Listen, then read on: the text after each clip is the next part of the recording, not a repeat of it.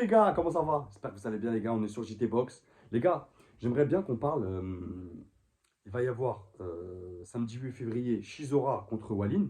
Moi, je ne vais pas parler de ce combat, je préfère parler de la sous-carte et notamment d'un combat qui m'intéresse et d'un boxeur que je suis et que j'aime bien. Et je sais qu'il va passer par là, j'aimerais lui donner de la force. Sofiane Kachi les gars, qui va rencontrer Nathan Henny. Donc samedi 8 février en Angleterre. Donc il sera pas en France, les gars. Donc il faut lui donner de la force. Promoteur Frank Warren, Queensberry Promotion. Donc gros médiatisation. C'est très bien pour Sofiane, vraiment. Ça sera un 10 rounds chez les poids moyens, en moins de 73 kilos, les gars. Moins de 72 500, mais bon, on va pas chipoter. Euh, c'est important de mettre nos boxeurs en avant, comme j'ai fait avec Walid Ouiza. Grosse force à lui s'il passe par là, frérot. Euh, c'est aussi dans la défaite qu'il faut supporter nos boxeurs. Dans la victoire, bien sûr, on est heureux pour eux, on est heureux avec eux, mais dans la défaite aussi. Donc là, Sofiane Kachi, moi, c'est un boxeur que j'aime bien. C'est quelqu'un de humble, avec beaucoup d'humilité, euh, vraiment un travailleur, un bon boxeur. Et ça mérite de mettre en avant ce combat, car je pense qu'il n'y en a pas beaucoup, en tout cas sur YouTube, qui vont en parler. Et moi, vous savez, j'aime bien parler de nos boxeurs français, les mettre en avant, les gars, essayer de leur donner de la force au maximum. Donc allez le suivre sur Insta si ce n'est pas déjà fait. Allez lui envoyer un petit mot. À mon avis, il va partir en Angleterre, je pense, soit aujourd'hui, il est déjà parti, soit demain. Donc allez lui envoyer de la force. Le combat, c'est samedi. Il va combattre un top 100 mondial, donc c'est important. Donc, Sofiane Kachi, les gars, c'est top 142 mondial, top 9 français, plusieurs fois champion de France. Il a 22 combats, 17 victoires, 5 défaites, 0 match nul, 6 victoires avant la limite. C'est un technicien, c'est quelqu'un qui boxe propre. Il a 122 rounds dans les pattes depuis qu'il est passé pro en 2018. 32 ans, droitier, 1m83.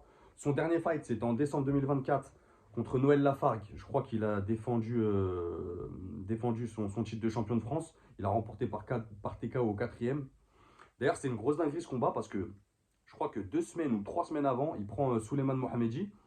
Et il fallait le faire parce que quand tu fais 2 combats en un mois, surtout que derrière, il défendait sa ceinture de champion de France. Il aurait pu se blesser, il aurait pu avoir plein de paramètres qui auraient annulé sa défense de champion de France. Et du coup, il est allé et gros respect, vraiment gros respect au bonhomme.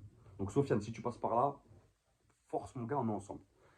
Maintenant, Nathan Henny, c'est vraiment pour moi, Sofiane, bien sûr, il a eu des beaux combats et tout, mais ce combat, c'est l'heure de vérité dans le sens où Nathan Henny, même si c'est un top 98 mondial, ça reste un top 11 anglais. C'est vraiment un boxeur, il n'y a pas si longtemps, qui était dans le top 50. Donc, ça reste, si ce n'est son plus gros challenge, ça reste un palier, en tout cas dans sa carrière, là, à l'heure actuelle. Il a 32 ans. Ça reste un palier qui peut changer sa carrière derrière. Vraiment. Nathan Henny, les gars, c'est 20 combats, 18 victoires, une défaite, un match nul. Sa seule défaite et son match nul, c'est avec le même adversaire. Ça va être Brad Pauls, on va en reparler un peu. Il a 6 victoires avant la limite, c'est pareil. C'est pas un cogneur, c'est pas un frappeur, c'est plus un technicien qui va prendre ses rounds, qui va très bien gérer en gestion. Il sait à peu près tout faire. Il a 145 rounds dans les pattes depuis qu'il est passé pro en 2017. 35 ans, droitier. Son dernier fight, c'était en juillet 2024. Il perd par TKO au 12e round contre Brad Pauls, justement. C'était une revanche, ils avaient fait un match nul juste avant.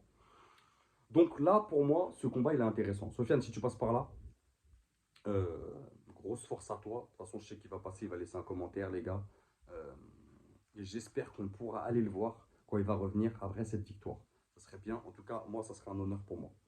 C'est le bon timing, Sofiane, qui prenne Nathan Henny maintenant, qui est sur une défaite. Tu vois, Henny, il est sur une défaite. Donc je pense qu'ils ont pris Sofiane. Euh, tu vois, ils ont tendance à sous-estimer les boxeurs français. Alors oui, des fois ils sont au-dessus, il y a vraiment une différence entre les boxeurs d'élite et tout ça. Mais là, attention, Sofiane, il a de quoi répondre et je pense qu'il peut gagner. On va s'expliquer. Donc c'est le bon timing pour Sofiane, vraiment. Euh, Sofiane, attention ici, tu es en Angleterre, frangin, tu as la pression à gérer. Il faut vraiment que tu kiffes le moment, que tu sois focus et de ne pas laisser. Nathan Henny, c'est quelqu'un qui a une grosse communauté en Angleterre. C'est un showman. Donc, de toute façon, les gars, tous les gars là en Angleterre, c'est toujours le show. Ils ont un vrai public box.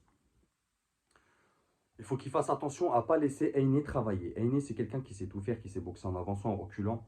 ne pas le laisser boxer, ne pas laisser dérouler sa boxe. Vraiment. Euh, Parce que Sofiane, s'il cherche le coup dur avec Nathan Henny, il peut laisser passer les rounds et laisser passer sa chance.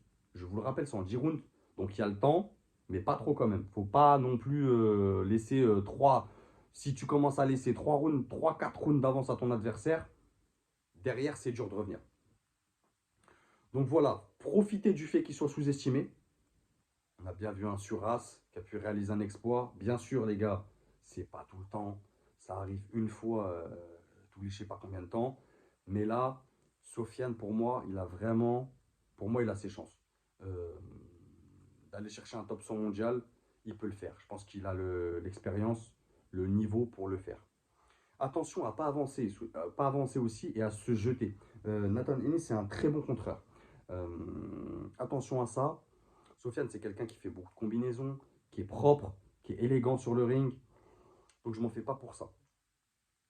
Faut qu'il fasse attention à Nathan Eni, qui est très fort en déplacement, en mobilité. Faut pas, comme j'ai dit, faut pas le laisser boxer, tourner autour des cordes. C'est quelqu'un qui va aller chercher le corps, qui fait des bonnes combinaisons. Il est chez lui, donc il sera favori. Il aura le public avec lui. Euh, Faut pas qu'il sous-estime Sofiane. Ça, j'espère qu'il va pas le faire parce que je veux quand même, même si je veux que Sofiane gagne, je veux quand même un bon combat. Je veux pas qu'on ait un adversaire qui sous-estime l'autre et du coup qu'il n'y ait pas un combat propre et beau. Vous voyez ce que je veux dire? Attention à Aini, c'est technique. Vraiment, c'est quelqu'un de technique. En gestion, il gère ses rounds, il compte ses points. Il est très bien entouré des très bons coachs. C'est un très beau boxeur avec une belle palette. Maintenant, j'espère que Sofiane il a pris conscience de l'enjeu. Je pense que oui. Il s'est très bien préparé. On a pu voir de nombreuses vidéos où il se prépare très bien, très concentré, très focus. Euh, Moi, quand même, je vois Sofiane gagner à la décision. Mais attention, Sofiane, il faut que tu prennes des rounds clairs et nets. Il ne faut pas qu'il y ait de doute. Il ne faut pas que tu retournes dans le coin et que ça soit mitigé. Que tu aies des doutes. Il faut vraiment prendre des rounds clairs et nets. Et il y a une autre tactique qu'il peut mettre en place, ça, on le verra sur le ring avec son équipe, mais Nathan Eni, c'est quelqu'un qui gère mal la pression. J'entends. Mettre la pression à un boxeur, c'est lui mettre des gros crochets, par exemple, des gros crochets, le forcer à mettre sa garde. Et Nathan Eni, c'est pas quelqu'un qui est dans l'échange. C'est quelqu'un qui est dans le start and stop. Je m'explique. En boxe, tu as le start and stop. Par exemple, moi, je vais envoyer gauche-droite. L'adversaire, il va se mettre en garde. Il va encaisser gauche-droite ou esquiver. Et ensuite, derrière, m'envoyer un gauche ou un droite ou faire ce qu'il veut. Et tu as l'échange. L'échange, c'est que quand moi, je vais envoyer un gauche et un droite, l'adversaire, il va frapper en même temps que moi. Ça s'appelle un échange en boxe. C'est-à-dire, j'envoie gauche et lui, il envoie pareil, gauche ou droite ou un peu. Nathan Eni, c'est pas quelqu'un qui est dans l'échange. Ça veut dire qu'il est dans start and stop. Donc, Sofiane, il peut le surprendre sur ça. Avec des gros crochets larges et derrière le piquer avec des coups au corps, le fatiguer, tout ça. Donc, moi, les gars, je vois Sofiane à la décision en 10 rounds. Je pense qu'il peut le faire. Franchement, ça nous rendrait fiers. On serait fiers pour lui, fiers de lui. Et de toute façon, dites-moi ce que vous en pensez en commentaire, les gars. Dites-moi si vous allez regarder ce fight. Ça sera dispo sur DAZN. Euh, je pense que la soirée commencera à 20h. En plus, c'est en Angleterre, donc ça doit être dans des premiers combats. Donc, ça sera pas tard pour nous. Après, Shizora Walin, je pense qu'il y en a d'autres qui vont en parler, les gars. Moi, c'est pas des boxeurs qui m'intéressent. Shizora, je ne sais pas ce qu'il fait encore en train de boxer. Mais bon, c'est un autre sujet, les gars. Dites-moi ce que vous en pensez en commentaire. Merci à tous ceux qui commentent. Merci à vous, les gars. Merci à ceux qui like.